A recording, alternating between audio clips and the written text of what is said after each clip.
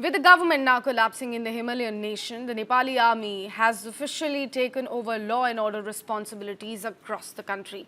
Troops have been deployed in large numbers throughout Kathmandu and other protest-hit areas as Nepal reels under its most intense youth-led uprising in decades. In fact, in a statement, the army said unruly groups had infiltrated protests and carried out vandalism, arson, looting, targeted attacks on individuals and property, and even attempted sexual assaults. It warned that such acts continue, making the curfew necessary to safeguard peace and security. The move comes as Gen Z-driven protests spiraled into full-scale unrest, leading to the resignation of Prime Minister KP Sharma Oli and shortly after President Ramchandra Paudel. However, the Gen Z protesters have told the Kathmandu Post that they are not behind the violence in the country and have distanced themselves from the violence that transpired. At the center of this crisis is a movement fueled by anger over corruption, political stagnation, and recent censorship efforts, including a now revoked social media ban. What began as demonstrations quickly escalated into coordinated attacks on government buildings, party offices, and symbols of authority. The scale of destruction is unprecedented. Protesters stormed and set fire to the federal parliament, the Prime Minister's residence, and parts of the Singha Darbar. Elsewhere in Kathmandu, media houses, shopping complexes, and luxury hotels like the Hilton and Aloft were also targeted. In one of the most tragic incidents, former Prime Minister Jalanath Khanal's wife lost her life after the family home was torched in Dallu.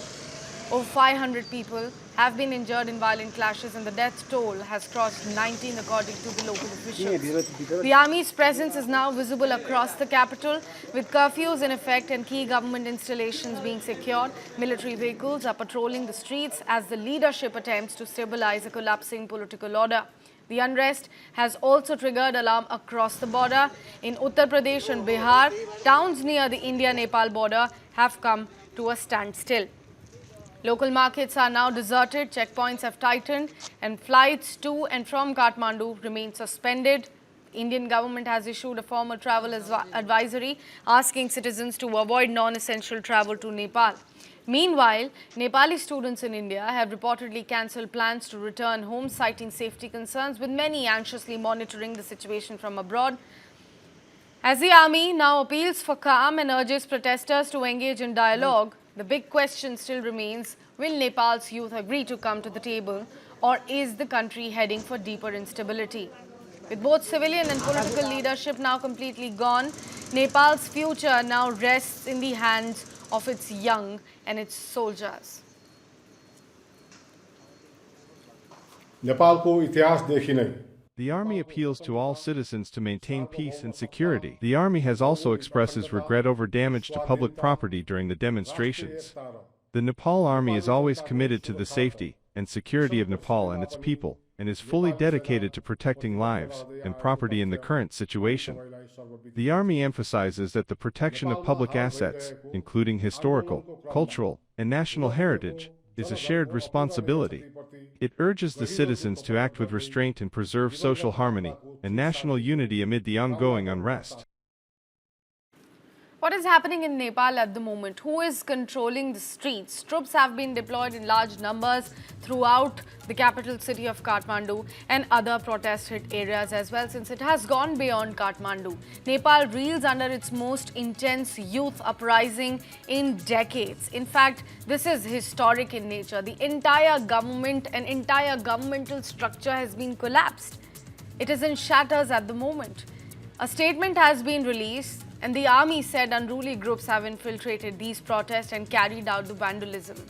In fact, the youth who participated in the protest have distanced themselves from the kind of vandalism that transpired. We are continuously showing you the visuals that we got hold of straight from ground zero. In fact, we have got a couple of ground reports also now coming in, bringing us the latest visuals. Let's listen in. I'm being joined by Deputy Leader of Opposition in Rajya Sabha and Member of Parliament, Mr. Pramod Tiwari. Sir, Nepal में जो crisis situation चल रहे हैं और जिस हिसाब से violence हो रहा है, क्या आपको लगता है ये चाइना वर्सेस यूएस चल रहा है नेपाल में?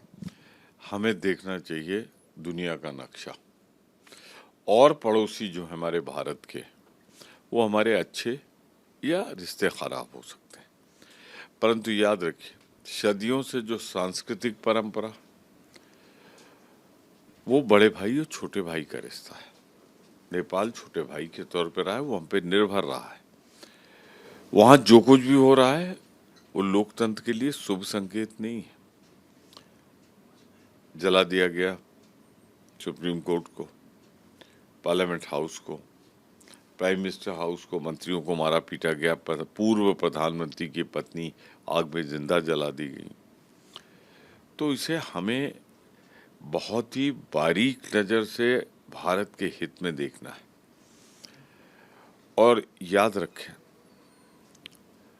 कि वहाँ पे व्यवसाय में, खासतौर से उस सीमा पे लगे हुए उत्तर प्रदेश, उत्तराखंड के लोग व्यापार में हैं, बिहार के लोग व्यापार में हैं, बिहार के तमाम छात्र, पर्यटक, व्यापारी वहाँ फंसे हुए, उनके हित हमें देखने पड़ेंगे।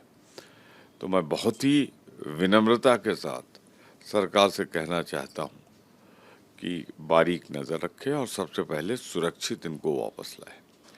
और नेपाल में किसी के कदम बहुत मजबूती से अगर पड़ गए किसी देश के जो हमारे हित में नहीं है, तो वो भारत के हित में नहीं होगा। So what's next for Nepal? That's the big question, right? Nepal is in political turmoil and the place for the country's next leader is up for grabs at the moment. Rabi Lamichane, chairperson of the Rashtriya Swatantra Party and a former TV journalist, is being touted as the possible next prime minister. Despite facing arrest in a cooperative savings case, Lamichane is projected as a clean and decisive alternative to Nepal's traditional political elite. His support largely comes from youth students, the unemployed and the urban middle class. He also enjoys strong backing from the Nepali diaspora in social media networks. His recent move to have 21 RSP MPs resign is being seen as a major political power play. Then comes Balendra Shah, rapper turned politician and current mayor of Kathmandu as well. He is the another person who is a rising figure in Nepalese politics. Elected as an independent, in 2022, the former structural engineer rose to prominence through Nepal's hip-hop scene, often voicing concerns over corruption and inequality. As mayor, Shah has won popularity for his action-driven governance, tackling waste, traffic and transparency issues in the capital city. Seen as a fresh symbol of change, he commands strong support among the Nepal's youth and Gen Zs. Shah recently threw his weight behind the Gen Z-led protest against corruption and the social media ban as well.